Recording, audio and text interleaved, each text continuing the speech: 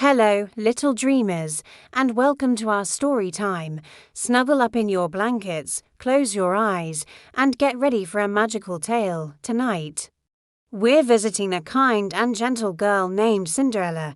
Cinderella lived in a big house. But she wasn't always happy. Her stepmother and her stepsisters weren't very kind to her. They made her do all the chores, from sweeping the floors to mending their clothes. But Cinderella was never truly alone.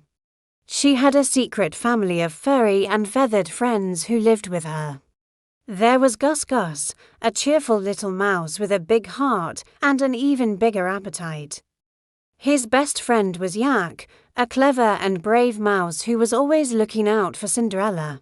In the barn lived Major, the wise old horse, and in the yard was Bruno, a loyal and loving dog.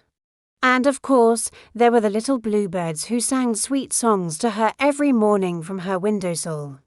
These weren't just ordinary animals. They could talk. Well, they could talk to Cinderella.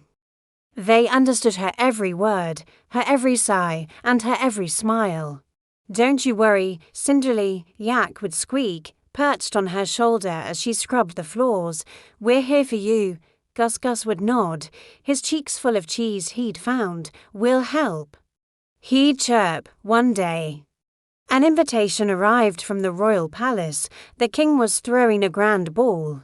Cinderella's stepsisters were thrilled and immediately started planning what to wear. Cinderella longed to go to. She found a beautiful old dress that belonged to her mother and decided to fix it up, her animal. Friends were so excited for her, the mice with their tiny paws. Gathered ribbons and beads, the birds flew in with shimmering sashes. They all worked together, stitching and sewing, turning the old dress into a gown fit for a princess.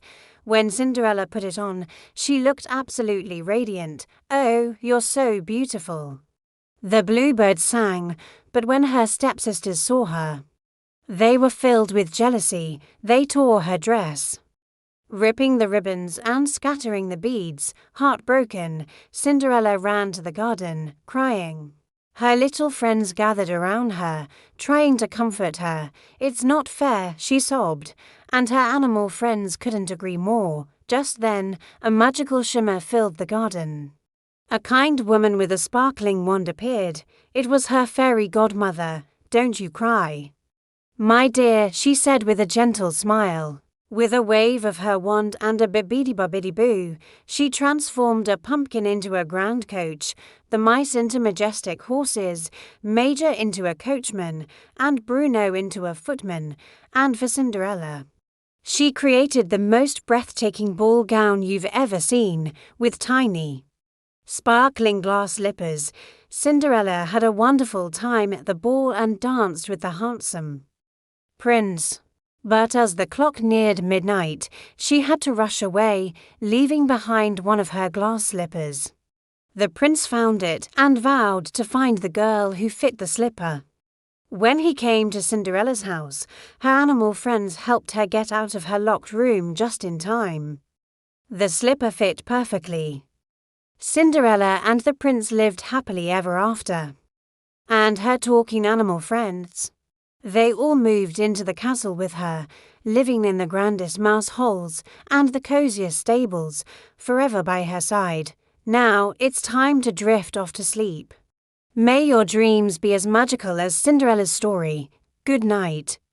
And sweet dreams. Thank you for listening. If you enjoyed our story, don't forget to like and subscribe for more bedtime adventures.